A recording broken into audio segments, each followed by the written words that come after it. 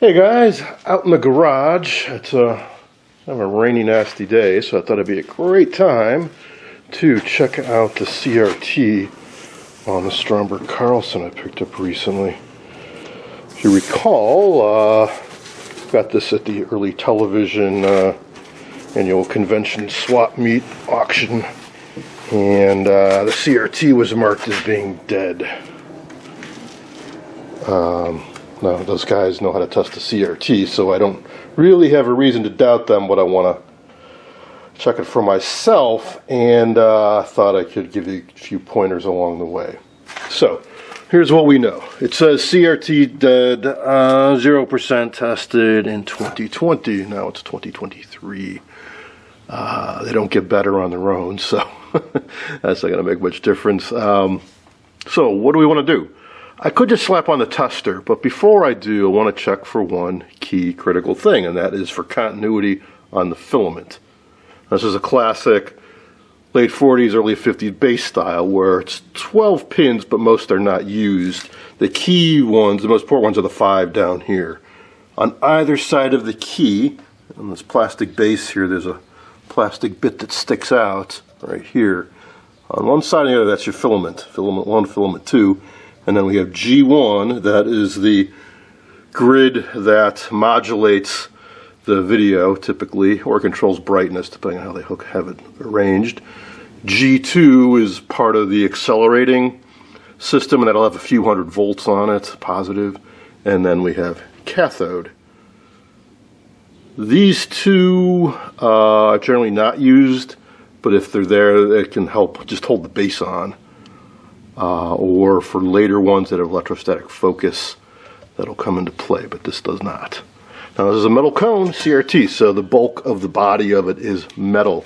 They did that to lower costs, make it easier to make larger picture tubes, but that was also their Achilles heel because as best they did to match the coefficient of expansion between metal and glass and seal the two together, they can form fractures, small leaks, and air gets inside. Now here's a curious thing. I always assumed that if a CR2 loses its vacuum, in other words air leaks inside, you apply power to the filament, it'll just burn out instantly. That's not the case. What will actually often happen is you won't see a glow, or if you do, it'll be very, very dim. It draws a lot of current, and the next glass starts getting really hot. It doesn't burn open though. Reason being is air conducts the heat away from the filament, so much so that the filament doesn't have a chance to burn out. But the surrounding air and then the glass gets very hot. When there's a vacuum, the only means for heat to radiate out is through infrared radiation. There's no convection because there's no air. But when you have air, you start getting convection, and the air carries the heat away from the filament. So, a filament being open or not does not necessarily mean it's good. So, we can very much have a test for continuity of the continuity being good, but the CRT is shot. But we're going to start there. So, I'll put the camera in a tripod, and let's see what we get. Alright, CRT testing time. I'm using a B&K 440. Hook it up here. By the way, I'm also curious to see how this video turns out because it's pretty low light level in the garage, but through the viewfinder it looks pretty good. So try to get everything in frame here. So I'm going to turn this on and see if the filament glows.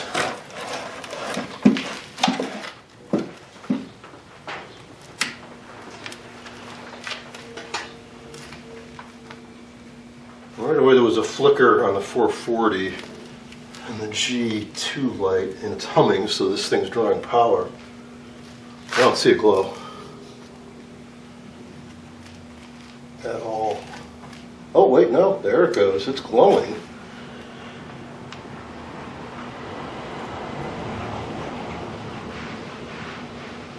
Son of a gun, it is glowing.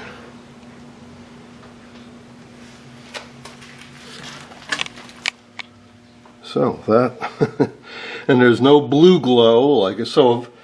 Now it could be an in-between position. It's still very possible that some air has leaked in. Which case, when I go to test emissions, it may glow purple or purplish from nitrogen gas, and that's not a good thing. Now, also, ideally, back down in the tester, we have 3 neon lights that are split into 2 halves. If it's good, we want the left half of the G1 and G2 bulb to light up. And half of the G1 is lit up. The G2 is kind of going in and out. G1 went out. Yeah, the base seems a little touchy. I'm having to wiggle it, and the filament kind of cuts out now and then. It's coming back up.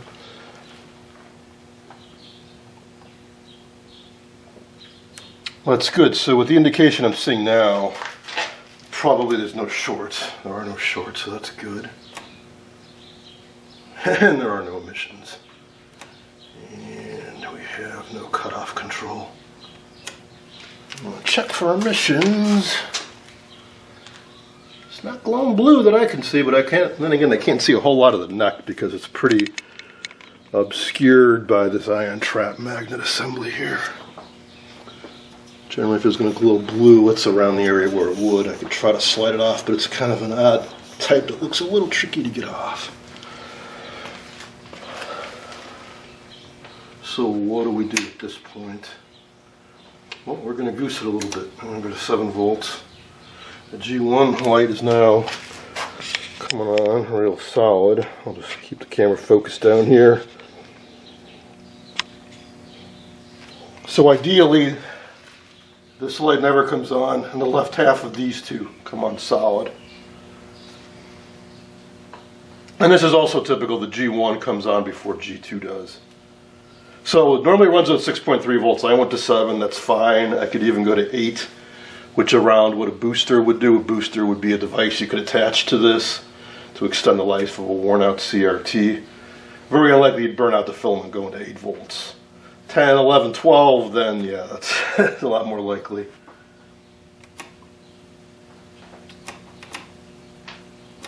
You know, it's more than 0. It's more than 0 when I go to emissions. I'm going to let this sit. I'm going to let this sit for 10, 15 minutes and come back to it, and we'll see where things are at. Well, that's disappointing. After almost 40 minutes at 7 volts, we're still just barely over 1 tick. And yeah, cutoff's not really doing anything. Never to get that G2 to come on. Well, I'm going to goose it up to 8.4 for a little while, maybe 20 minutes or so, see if it gets any better. Next step will be to tighten up. It is going up, so next step is I want to touch up the pins to make sure the G2 is actually making good contact, because even at 8.4 it's still not glowing, so that has me a little concerned. And with that being disconnected, if it is disconnected, it might affect emissions. But after I double check G2, and next up will be the CR70 Suncor and try rejuvenation. But see, at 8.4 we're getting up there. So if it was just like this, running on 8.4 off of a brightener, would it produce an image? Yeah. It would be really dim. It'd probably be kind of ghostly and silvery, which is what happens when CRTs get really bad. But it would do something. So at least in terms of if you wanted to be demonstrated with all the lights turned off, you could do it. Now I'm switching to the Suncor CR70 Universal Analyzer and Restorer. Well, somewhat universal, but it does not actually come with an adapter for the early CRT types because it's, I think, from the 80s, 90s, solid state, so these were decades obsolete by the time it came out. But what they do give you is a universal adapter with little clips. I have a love-hate relationship with these clips. I like them in that you can make sure that you have really firm contact on the pins. I hate them because they tend to fall out. Now, I think that's because they were intended for newer CRT types with a smaller diameter pin, and these pop off. I could make up my own adapter. I could even just rework these to enlarge the clip a little bit, but it hasn't quite gotten to the point where it's so annoying I feel the need to do that yet. All right, so first off, we're just going to fire it up with the settings for the CRT. And the filament is glowing. And we're just going to get a reading, a baseline on this. Then we'll see about rejuvenating it. Let's see, let's get this up to 6.3. There we go. Now, I do have potentially a bit of good news. I have a line on a replacement. It's untested, possibly used, but I might be in luck. I got the lead I got is for someone that's into vintage computing. It turns out that I think he said the PDP-1 used the 16AP4 for its display. Now this was a computer from 1960, I think, by which time the CRT was hopelessly obsolete, plus all the added headache of the metal cone and the high voltage and all that. I don't know why. He says because they were cheap. Okay. I'll go with that. All right, so we have no shorts. But that's why you had a supply. Okay, so we're getting very similar readings as with the other tester. We have a little bit of emissions now. I think my cooking it at elevated voltage for all that time helped out. So even at 6.3 volts, we have some emissions now. So let's just go up a bit. Put this back to my filament set, and let's go to 7.5 volts and see what kind of emissions that gets us. Ideally, we'd be in the green. We are deep in the red.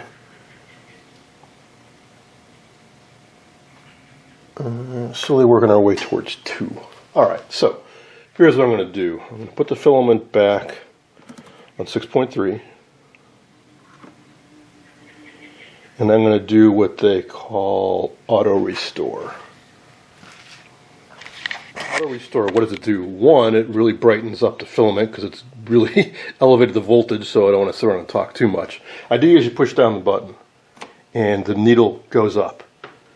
Each time it swings, it should increase, ideally, if it's working, and you don't want to do it more than 3 times. And then you recheck. So that's good. It went up each time. In fact, that third pulse went almost into the green. The reason they don't want you to keep doing it is that, that they're really raising the filament voltage. Notice the emissions are dropping right down because now I put it back to 6.3 volts and the filament is rapidly cooling off. You leave it elevated too long, you could burn it out. Now they say you can do it again, but wait a while. Let's say give it a minute to cool down before doing it again. But as long as each time that needle swings, it's getting better, keep doing it. I think they set up to 3 passes, like a total of 9 times, let's say. So back down at 6.3, we were below 2, now we're at 2.5. So let's try it again. Now, if it stops getting any better with this, we have 3 more options. We have rejuve, which is similar to older testers where it charges up a capacitor and discharges it through the cathode gun assembly. Idea is to kind of blow off. It's not quite well, I'll give you a simple analogy. Just think of the cathode as getting rusty. And with rejuvenation, we're trying to blast the rust off to expose fresh metal. But that cathode coating, well, it's a coating. Just like, say you had brass plating, you polish it too much, it's gone. So you can only do that so much. Now, there's 2 other options, manual restore 1 and 2.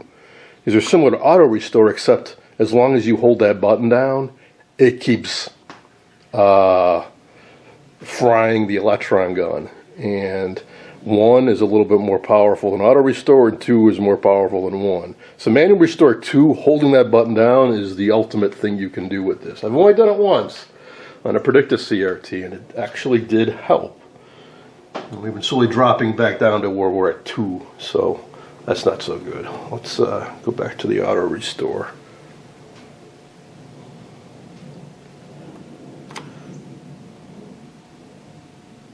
Remember before on the third pulse it got just to the edge of green. Ooh, now on the second pulse we got to the edge of green. Excellent. I got just a tad better that time.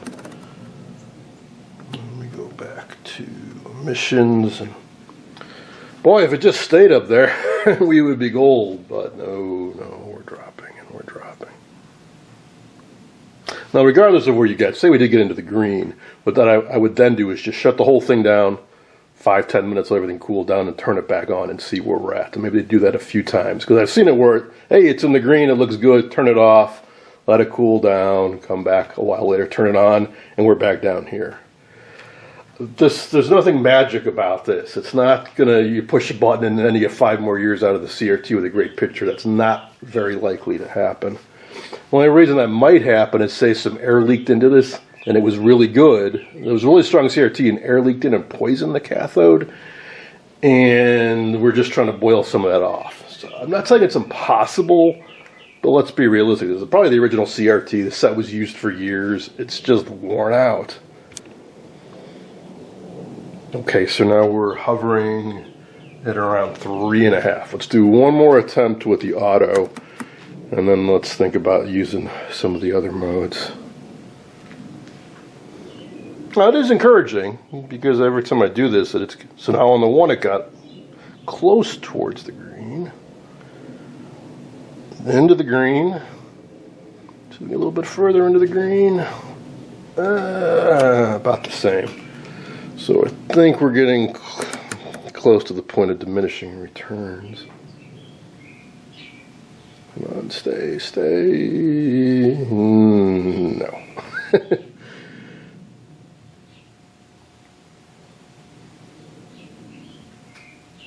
But hey, considering we started out with this thing on 0, we're getting some progress. So if I was to just if it stays here, and I was to use it like this, it would be kind of sort of watchable. Probably not that great. I haven't tried the cutoff yet. Let's give that a try.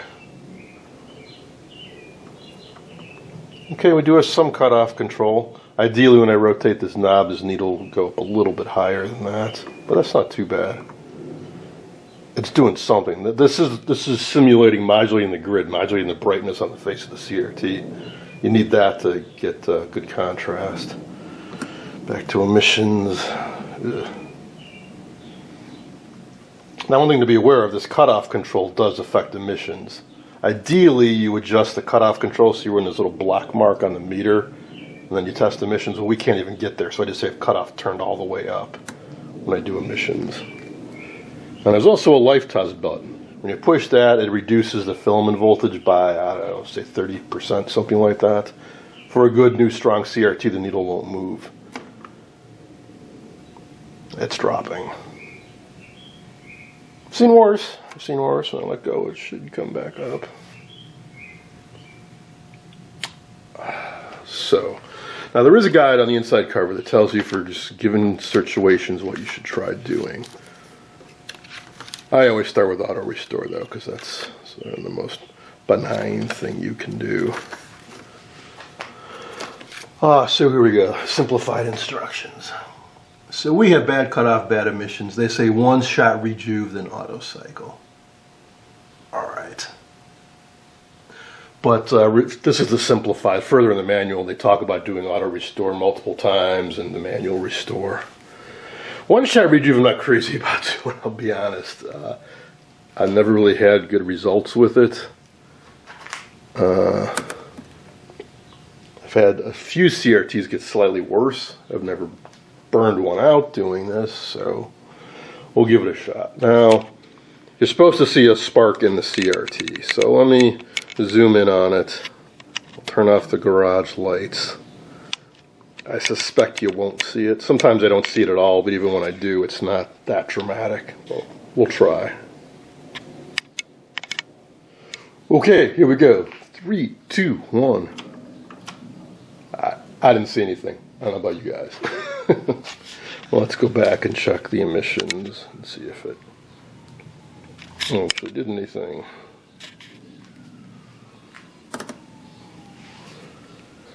It's definitely well into the green. It must have done something.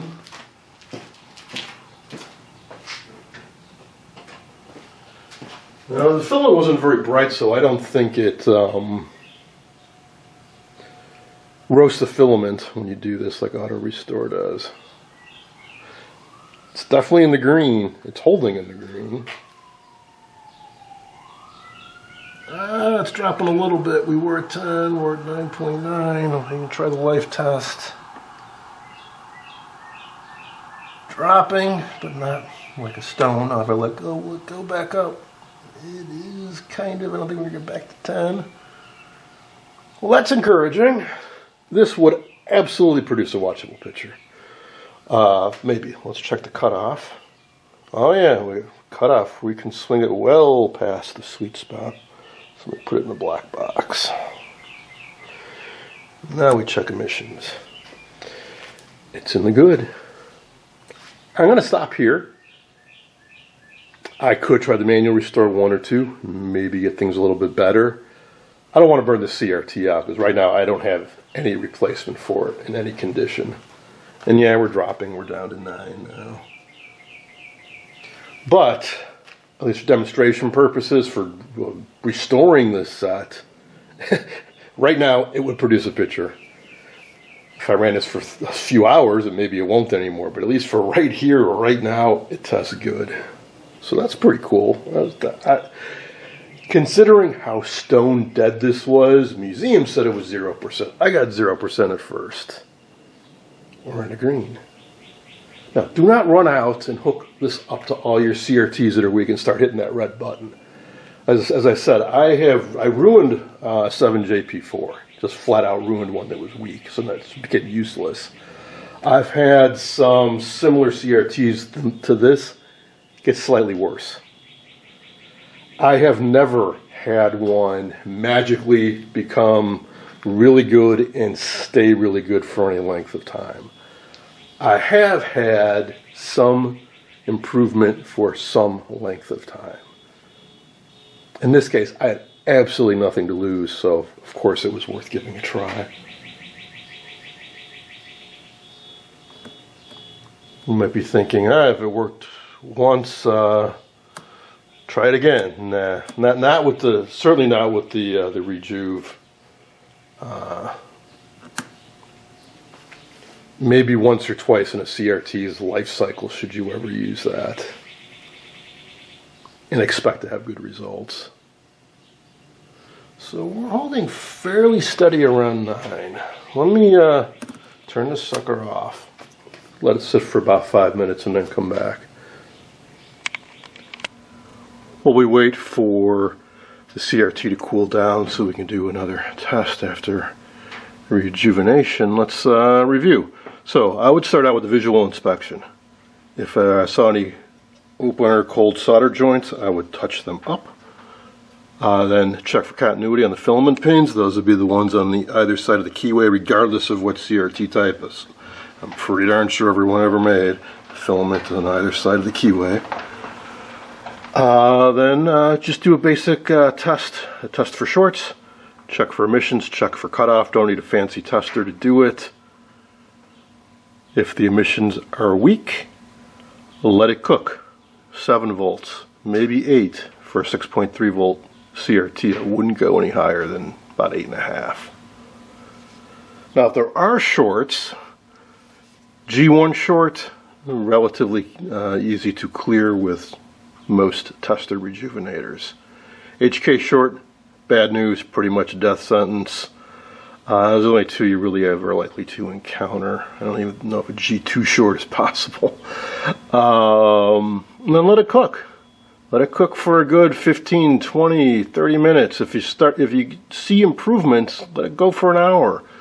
because it's the most benign thing you can do to get emissions up. Because sometimes you just have these things that haven't been turned on in 50, 60 years. And I just need to kind of warm up over a long time. All right, if all that still gives you a weak emission like we had in this case, depending on your tester, if you've got a nice fancy one, you can do auto restore. Or if you've got a Beltron that has similar restoring feature to the manual on the Sencor, where it has current limiting devices and you hold down the button and it gooses the CRT gun. If that fails, you go for your one-shot rejuvenation. All right, I think it's cooled off enough. Let's hook it back up and check for emissions again. Okay, got Jupiter with me for good luck. Let's turn this on. Let's see what happens. Oh, there's Shadow in on the action too. Shadow, what do you think? Is it going to hold? That's just filament set. It's not the emissions.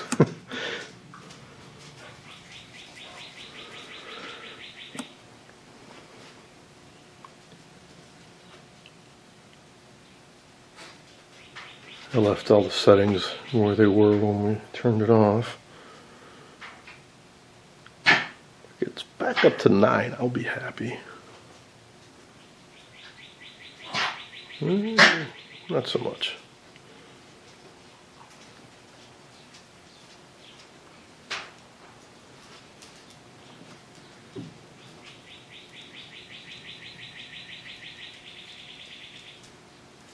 Just double checking the cutoff here. Yeah, it looks good. It's another quirk of this meter or this tester. When you go to cut off and then go back to emissions, it usually jumps up and settles down a little bit. So the cutoff had dropped a little, so I turned it up a little to keep it in that black box, which brought the emissions up. So we're a little over 8. If it turned cutoff all the way, we're still not at 9. So it's not as good as it was when I turned it off, or just before I turned it off. So I'm going to leave it for now. When I get around to restoring the chassis, maybe we'll go through some of this again, maybe do the manual. But for now, and there you have it. It is possible to improve the emissions to some extent for some amount of time that nobody can guarantee. But that means we can move forward with this project and eventually, hopefully get a 16AP4. If not, eventually I'll have to modify it to use a different CRT type. Now, I did get another mystery unmarked CRT in the mail. So I'm going to be doing another video similar to this one soon, where we try to test and, if needed, resurrect that CRT. But for now, that's going to be it. Hope you enjoyed this. Maybe got some tips. Thanks for watching.